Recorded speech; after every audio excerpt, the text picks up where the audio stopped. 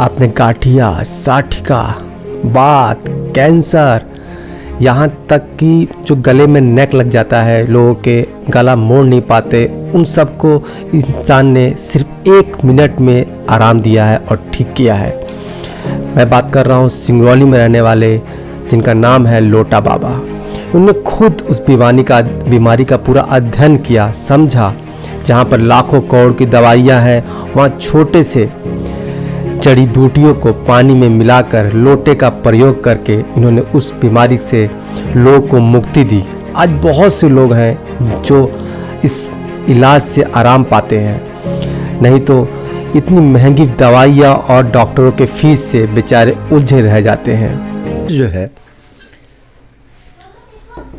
यह मेरे यहाँ आने के पहले बहुत सारे चिकित्सकों से देखा गया। मैंने कई तीर्थों में यात्रा किया। यात्रा करने के बाद इसको कोई सफलता नहीं मिली, कोई राहत नहीं मिला। तब इनके बच्चे ने हमसे कंसल्ट किया और कंसल्ट करने के बाद एक अपॉइंटमेंट लिया और आज के दिन मैंने इस पेशेंट को देखा। यह पेशेंट पैरालिसिस का है, जिसे लकवा बोलते हैं हिंदी में। पैरा का मतलब होता है हवा, एलाइसिस का मतलब बंद होना, हवा गुम हो जाना, जिससे बॉडी का संचालन खत्म हो जाता है। तो पूरे बॉडी को चेक किया, वो चेक करने की क्रिया आपके सामने नजर आ रही है।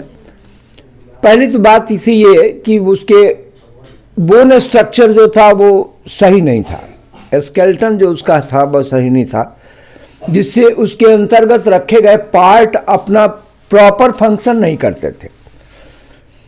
तो मेरे यहाँ आने के बाद पहला काम मैं ये करता हूँ कि बदन से कपड़ा हटवा कर और उस आदमी को खुले वातावरण में छोड़ देता हूँ। और उस वातावरण में जाने के बाद वातानुकूलित होता है, माने बात के अनुकूलित हो जाता है। तो अनुकूलन होने के बाद ही उसका हम डायग्नोसिस करते हैं, ताकि किसी तरह से हीट से एक्सपेंड ना हो और ज़्यादा ठंडा होने से वो सिकुड़ ना जाए। गैर प्राकृतिक कितना उसमें है तत्व, इस बात को जानने के लिए मेरा नियम है कि मैं कोई भी बीमारी को एक श्रेय में नहीं लेता हूँ, वो बॉडी के हिसाब से ही लेता हूँ। मैकेनिकल वे में उसका बॉडी क्या कह रहा है, इस पर हम ज़्यादा ध्यान देते हैं। तो मैं नापता हूँ हर जगह से, सूते से बदन को नापता हूँ, 360 जगह से नापता हूँ। तो उसमें से इनका बात का जितना नाड़ी है, उस नाड़ियों में कितना फंक्शन है और कितना फंक्शन बंद हो गया, वो फंक्शन करना बंद कर दिया। तो इस बात को हम नापते हैं। नाप करके देखा तो उनका डिस्क जो था वो सही स्थान पर नहीं था, जिसके चलते उनका कूल्हा जो है वो खेल नहीं रहा था। डिस्क 5 हड्डी होती है और पूरे बॉडी की लोड को संभालती है।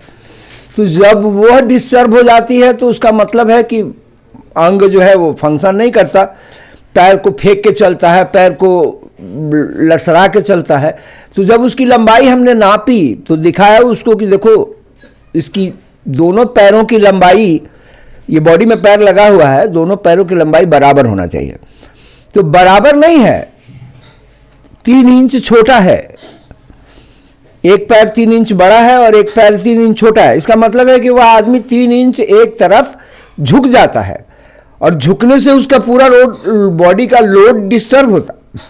और जो सही साइट है बॉडी का, वो उसको लोड को बैलेंस करने के लिए अपने एंगल बनाता है।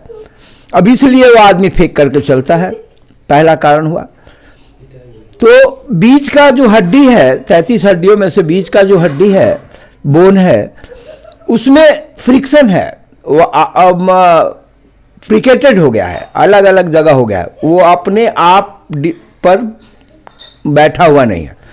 तो मैंने वो नाप के दिखाया। दूसरा नाप के दिखाया कि जब ऐसा होता है तो क्या होता है। जब ऐसा होता है तो बोन एक कवर है और कवर के अंदर बहुत सारे पार्ट रखे हुए हैं, जिसमें एयर फिल्टर है, लिक्विड फिल्टर है, पंप है, बहुत सारे तरह के अलग अलग इंस्ट्रूमेंट हैं। अब वो फुल फंक्शन नहीं करेंगे। एक तो प्रेशर हो गया, और प्रेशर के साथ अब ब्लड का जितना भी रनिंग बनता है वो रनिंग सही नहीं बन रहा। तो रनिंग सही नहीं बन रहा तो हाथ मुड़ गया, शोल्डर नीचे चला गया, बैठ नहीं पा रहा, माने पूरा बॉडी का प्रोग्राम खत्म हो गया। तो मैंने उस पर आज पहला काम किया और पूरे बॉडी को नाप के दिखाया कि देखो हार्ट इतना आगे पीछे हो गया, बॉडी का लंग्स इतना पार्ट पूरा एयर नहीं ले रहा, और इस एयर न लेने के कारण वो फूल ही नहीं रहा। तो जब फूलेगा नहीं तो हार्ट का पंप का काम ही कितना करेगा, तो वो कम काम कर रहा है, इसलिए उठ करके बैठने में उसको दिक्कत है, सोने में दिक्कत है, तो दिक्कत तो है। अब उसके बाद में फिर काम पर ले गए और काम पर इसको काम किया और काम करके ले आके दिखाया कि देखो अब इसमें से 70% साइजेज जो हैं वो हमने प्लेस कर दी। अब प्लेस करने के बाद उस आदमी को बोला खड़ा हो भाई, अब क्या देखे हो, पहले जमाने में तुम खड़ा नहीं हो सकते थे तो क्योंकि बॉडी तुम्हारा सही नहीं था, अब तो बॉडी सही है, तुम खड़ा होकर देखो ना। खड़ा हुआ, बोला कि हाँ जी आज हल्का लगा। मेरा भी मन प्रसन्न हुआ कि मैंने जो काम किया वो अच्छा काम किया। और चूंकि मैं काम एक दिन से नहीं कर रहा, मैं 52 ईयर्स से इसी पर रिसर्च करता रहा, खोज करता रहा और जानता रहा। तो आज ये बहुत खुश हुआ। हम बोले कि अब 1 हफ्ता टाइम लगेगा, इसके अंदर एक हैबिट्स आ गई। हैबिट्स का मतलब है कि वो एक प्रोग्राम जो टूट गया तो दूसरे प्रोग्राम में वो चेंज हो गया, अब वो एक आदत सी बन गई, आदत जिसको बोलते हैं। तब उस आदत को खत्म करने के लिए ब्रेन के पार्ट्स में वर्क करना पड़ेगा। तो ब्रेन के पार्ट्स में जो वर्क होगा, नाड़ियों का संचालन सही होने लगेगा, तो पूरा फंक्शन बॉडी करने लगेगी। तो इसमें टाइम लगेगा, सूरज रात को नहीं उगेगा, सूरज सवेरे ही उगेगा, माने इस बॉडी का सर्विस नहीं हुआ। मेरा तो एक ही कहना है, मैंने तो पूरे मेडिकल में 2 ही लाइन कही। एक कहा कि ये बीमार इसलिए है कि इसका मैनुअल नहीं है, तो अनमैनुअली बॉडी को हैंडल करता है, तो अनमैनुअली बॉडी का हैंडल करेगा तो एरर आएगा, और ये चूंकि सर्विस नहीं होता है इसलिए एरर रेक्टिफिकेशन नहीं होता। तो आज मैंने फर्स्ट एरर रेक्टिफिकेशन किया, इसका परिणाम मैंने फिर नाप के दिखाया कि सब पॉइंट टू पॉइंट हुआ।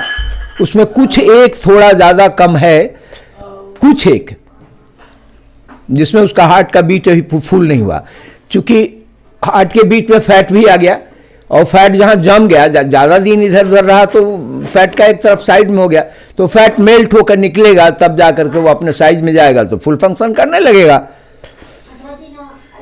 चूंकि मैं जो देखता हूं वो बॉडी को मैकेनिकली देखता हूं,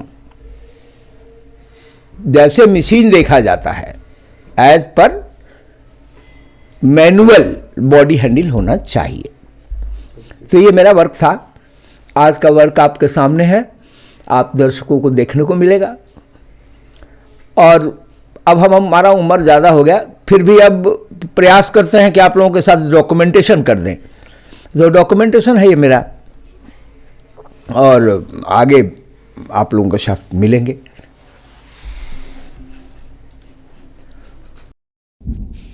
एक में स्कूटर का टायर लगा दिए, एक ठो मोटरसाइकिल का टायर लगा दिए, कैसे चलेगा? ड्राइवर बताओ। अब देखो ये डिस्क, ये बीच वाले ये जहां कटेगा वहां होना चाहिए। ये देखो, देखा